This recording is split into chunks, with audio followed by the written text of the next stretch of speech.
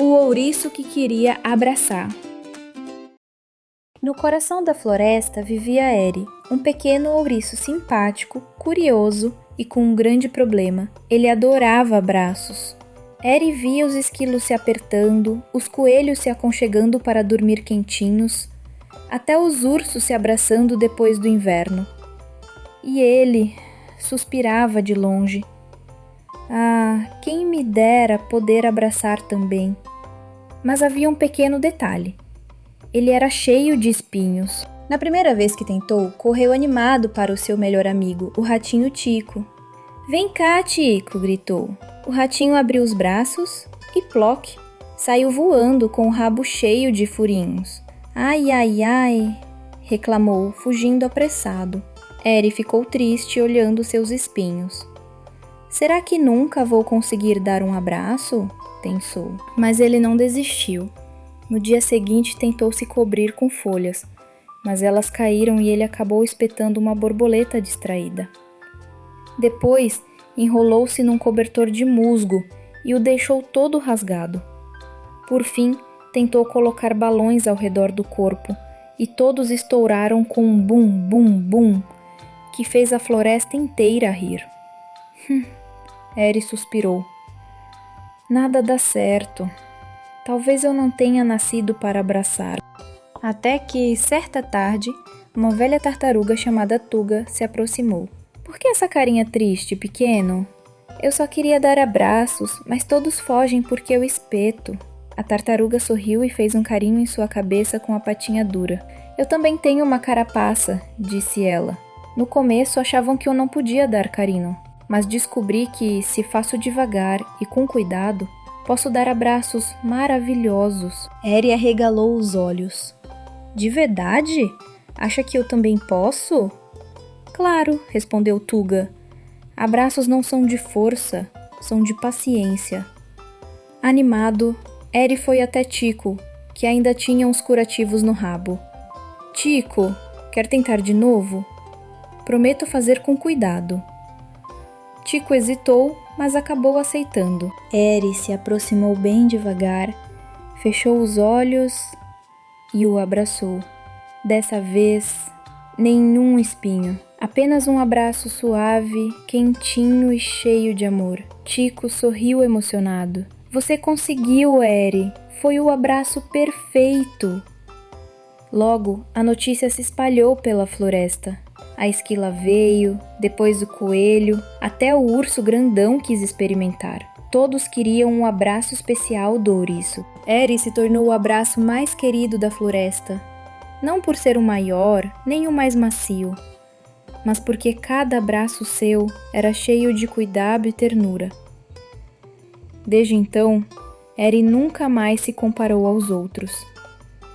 Descobriu que o importante não é ser igual, mas encontrar seu próprio jeito de amar. Fideu, o dragão que não sabia voar. Era uma vez um dragão chamado Fideu. Ele não era comprido nem magrinho, como o nome dizia. Era redondinho, com asas tão pequenas que pareciam colheres de sorvete, e uma barriga que quicava sozinha quando ele caía, e ele caía muito, porque Fideu tinha um problema. Não sabia voar. Cada vez que tentava, se ouvia um flap, flap, ploft. O único que nunca se cansava de assistir era Trasto, um corvo preto com a voz mais zombeteira da floresta. Um dragão que não voa é como um peixe com guarda-chuva. Um dia, o rei dos ratos gigantes anunciou uma grande corrida de voo. O vencedor será o herói da floresta, chiou ele com voz fininha. Todos riram quando Fideu levantou a garra. Você voa menos que uma pedra com asas, zombou Trasto. Mas Fideu não desistiu. Todas as manhãs ele praticava. Corria, batia as asas, caía na lama e se levantava de novo. Até tentou fazer abdominais. Bem, uma. Depois se deitou e disse: a outra eu faço amanhã. Chegou o dia da corrida. As criaturas saíram voando como flechas. Fideu, por sua vez, correu, pulou e, pum! no chão. Bravo, campeão do chão! Gritou o Trasto lá de cima. Mas Fideu tentou de novo. 1, 2, 3 vezes. E de repente, zás! Levantou do chão, cambaleando, como um balão murcho que não quer cair. Olha só! O dragão pedra está voando, disse Trasto, desta vez surpreso. Fideu chegou por último, muito depois de todos, mas cruzou a linha de chegada com as asas tremendo, a barriga roncando e um sorriso que mal cabia no rosto.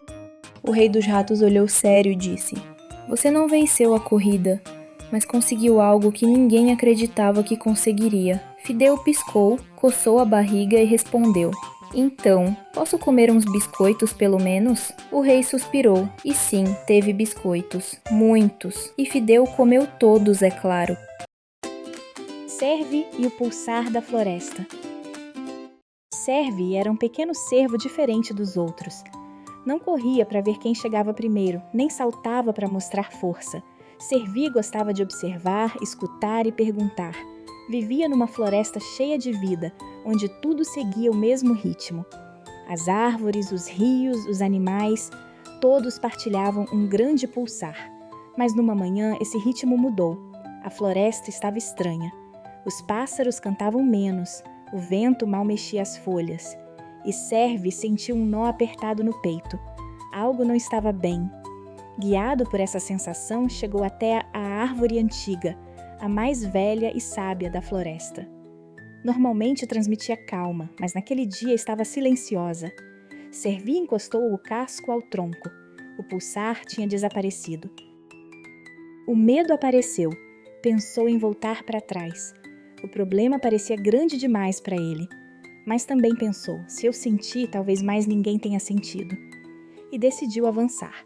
Caminhou por lugares desconhecidos, devagar, mas sem parar, até chegar a uma parte seca e rachada da floresta.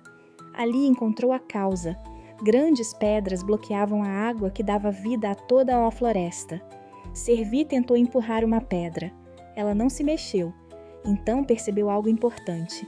Ser corajoso nem sempre é fazer tudo sozinho. Cervi voltou e pediu ajuda. O castor veio com os dentes fortes. O javali empurrou com todo o corpo. Os coelhos chamaram os outros animais. E os pássaros ajudaram lá do alto. Juntos, pedra a pedra, abriram o caminho. A água voltou a correr. Primeiro, um som suave. Depois, a terra vibrou. A floresta despertou. Os pássaros cantaram alto, o vento voltou e a árvore antiga recuperou o seu pulsar. Todos celebraram. Cervi ficou em silêncio. Sabia o que tinha aprendido. Não era o mais forte, não era o mais rápido, mas foi quem escutou e teve coragem de dar o primeiro passo. Desde esse dia, Cervi continuou a explorar, a fazer perguntas e a crescer aos poucos. Porque às vezes mudar o mundo começa com uma pergunta e continua com a coragem de pedir ajuda. Capi e a hora do banho. À beira do rio vivia Capi, uma capivara feliz. Redondinha, brilhante e limpa como um melão recém-lavado. Capi amava tomar banho. Gostava mais do que mastigar folhas novas, até mais do que coçar a barriga. Todas as tardes ela gritava com voz de trombeta: É a hora do banho! Chap, chap, chapinhar! Mas ninguém queria se molhar. Sua amiga Mizzy, a gata, dizia: A água deixa meus bigodes enrolados, e bigodes enrolados não são elegantes. Pepe, o papagaio, gritava do galho: A água bagunça minhas penas, e um papagaio despenteado não dá entrevistas. E Tuto, o tatu, resmungava: Eu só me molho se tiver ar-condicionado e toalha quentinha. Capi suspirou tão forte que fez ondas. Que turma mais seca, murmurou. Então decidiu mostrar como o banho podia ser divertido. Primeiro, encheu o rio de flores e bolhas. Spa natural da Capi, entrada grátis e sabão de folhas. Mizzy chegou perto, cheirou a água. Splash! Um sapo pulou e molhou o nariz dela. Miau, de susto! Pepe, curioso, desceu voando. Talvez um mergulho me dê brilho tropical, disse. E pulou. Plaf! Saiu pingando. Agora pareço uma meia molhada com bico. Capi insistiu com Tuto. Vai lá, coloca só uma patinha. Tuto colocou, plof, escorregou e rolou morro abaixo. Estou girando no modo máquina de lavar, gritava rindo. Capi ficou sozinha na água. Bem, mais diversão para mim. Mas então, o céu resmungou e começou uma chuva gigantesca. Mizzy, Pepe e Tuto correram para se abrigar, mas já era tarde. Meus bigodes, minhas penas, minhas escamas brilhantes. Capi olhou para eles com ar de sábia mergulhadora. Virã, o banho sempre encontra quem merece. Mizzy riu. Pepe bateu as asas. Tuto rolou na lama. E os 4 começaram a pular na chuva, cantando juntos. Chap, chap, chapinhar sem parar. Se molhar é bom demais. Desde aquele dia, quando chove na floresta, ninguém se esconde. Todos gritam, é hora do banho! E Capi sorri, orgulhosa, enquanto um sapinho manda um beijo molhado. A água viva que não sabia flutuar. No mar azulíssimo viviam muitas águas vivas. Havia águas vivas grandes e pequenas, redondas e compridas, brilhantes, transparentes, quase invisíveis. Águas vivas que flutuavam com uma elegância que parecia uma dança. Todas, menos uma. Essa água viva chamava-se Nila. E Nila tinha um problema bastante estranho para uma água viva, não sabia flutuar. Sempre que tentava subir, fazia plof e afundava. Não faz mal, sussurrava a corrente. Tenta outra vez. É isso que eu faço, respondia Nila, enchendo o seu corpinho gelatinoso. Mas acabo sempre lá embaixo. Enquanto as outras flutuavam como nuvens marinhas, Nila descia, descia e descia, até Toque, o fundo do mar. No início, pensou que era só uma questão de prática. Então praticou. Muito. Esticou-se, encolheu-se, ficou bem direita, depois bem molinha, depois molinha, mas com determinação. Nada. Talvez flutues mal, disse uma água viva mais velha. Talvez não te concentres o suficiente, opinou outra. Ou talvez sejas diferente, sussurrou uma terceira, sem saber se isso era bom ou mal. Nila sorriu um pouquinho, mas por dentro sentia-se pesada, mesmo sabendo que as águas vivas quase não pesam nada. Sempre que via as outras dançar na água, sentia um aperto estranho na barriga. Uma mistura de vontade, frustração e uma pergunta enorme. Por que eu? Um dia, cansada de tentar, Nila deixou de reclamar. Plop, plop, plop, até o fundo.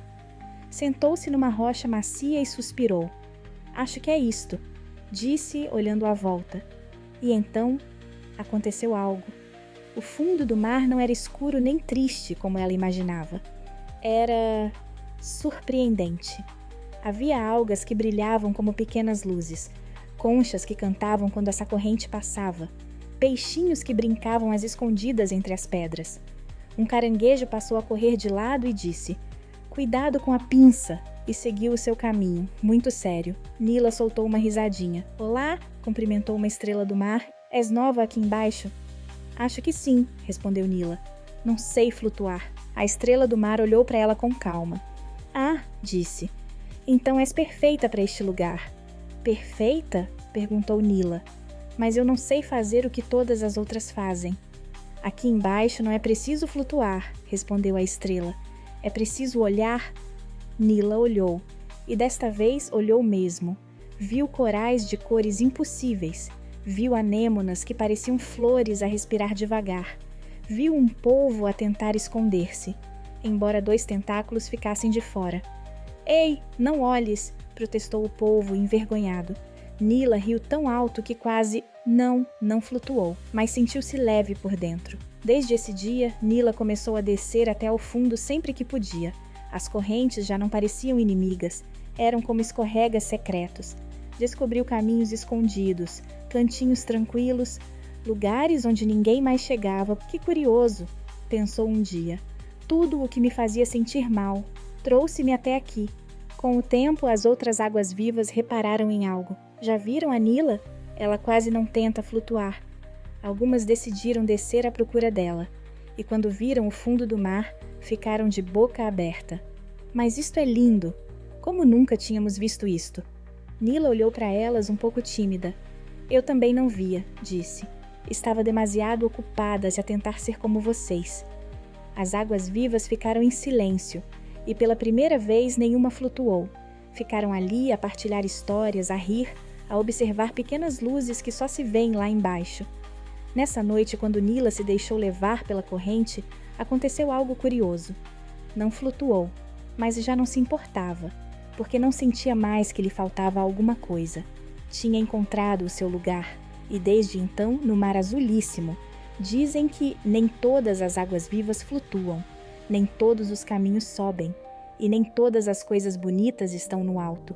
Algumas estão exatamente onde deixas de lutar e começas a olhar. Grifo no Saara. No Polo Norte fazia tanto frio que até os pensamentos usavam cachecol. E lá vivia Grifo, um pinguim simpático, curioso e um tantinho distraído. Grifo sonhava em conhecer o mundo. Quero ver areia, palmeiras e praias quentinhas. Um dia, ele viu um cartaz que dizia: Grande viagem organizada, uma aventura cheia de areia. Grifo bateu as asas animado. Areia! Finalmente a praia! Uhul! Ele fez as malas com gorros, cachecóis e alguns filés de peixe e, sem olhar o destino, embarcou no avião errado. Quando desceu do avião, o ar era tão quente que parecia sopa. Cadê o gelo? Perguntou, suando. Isso aqui parece o interior de um micro-ondas. Então apareceu Kamal, um camelo de óculos escuros, sorriso esperto e jeito de quem sabe tudo. Bem-vindo ao Saara, parceiro. Aqui, o gelo só existe nos filmes. Grifo olhou ao redor. Nada de mar, nem neve, nem peixes. Só dunas, sol e mais sol. Tentou deslizar por uma duna e acabou enterrado até o bico. Tentou fazer um boneco de neve com areia e o vento levou. Kamal observava divertido. Ei, Floquinho, se continuar assim, vão te colocar de enfeite numa loja de lembranças. Grifo sentou-se sob uma palmeira, meio derretido. Não aguento mais esse calor, suspirou. Kamal caiu na risada. Calma, amigo, todo mundo começa derretendo por aqui, depois acostuma. Mas Grifo não desistiu. De repente, teve uma ideia brilhante. Se eu não posso fugir do calor, vou esfriar tudo. Juntos, montaram um quiosque feito de lonas, cocos e um guarda-sol velho. A placa dizia: Sorvetes Grifo, frio garantido ou devolvemos a sombra. Grifo fazia picolés de fruta e gelo picado do oásis. Bom, quase gelo. Kamal cuidava da propaganda com sua voz rouca. Sorvetes tão frios que até os cactos tremem. Turistas, camelos e até escorpiões faziam fila. Em poucos dias, Grifo e Kamal ficaram famosos. Até saíram no Boletim do Deserto. Com tanto sucesso, fundaram sua própria agência de viagens, Pinguim Tours, aventuras fresquinhas com um toque de areia. O lema era: às vezes a melhor viagem é aquela que você não planeja. E quando alguém perguntava se ele voltaria ao Polo Norte, Grifo sorria. Voltar? Não. Agora sou o pinguim mais fresco do Saara. Kamal piscava e completava. E o mais distraído também. Mas olha, ninguém é perfeito. Bronto e o ovo da luz perdida. No vale pré-histórico, rodeado por montanhas avermelhadas, vivia Bronto, um jovem T-Rex conhecido pelo seu brando coração e pela sua coragem. Ao seu lado estava sempre Nina, uma Velociraptor rápida e inteligente, sua melhor amiga. Certa tarde, quando o sol se escondia, o céu escureceu de repente. Isso não é normal, sussurrou Nina. Uma luz brilhante caiu do céu e caiu perto da floresta retorcida. Eles correram até lá e encontraram algo incrível, um ovo brilhante. Este não é um ovo comum, disse Bronto. E alguém está à procura dele, respondeu Nina, ouvindo um rugido distante. Eles sabiam que precisavam levá-lo até a montanha fumegante, onde nascem as criaturas da luz. Para chegar lá, precisaram atravessar a floresta retorcida, onde as árvores se moviam e as raízes prendiam quem passava. Elas não querem que passemos! Gritou Nina. Bronto soltou um rugido forte. As árvores abriram um caminho e eles passaram correndo antes que se fechasse novamente. Depois encontraram a ponte antiga sobre um abismo profundo. Quando Bronto avançou, uma voz ecoou: "Devolvam o ovo." A ponte começou a rachar. "Não olhe para baixo", disse Nina. "Continue." Segurando o ovo com cuidado, Bronto deu um grande salto. Eles chegaram em segurança enquanto a ponte caía na escuridão. Na entrada da montanha fumegante, uma criatura gigante apareceu. Um dragão de pedra, feito de rocha e fogo. "Para passar", disse ele, "devem provar que são dignos do ovo da luz." Bronto deu um passo à frente. "Nós vamos protegê-lo, custe o que custar." O dragão observou e então abriu passagem.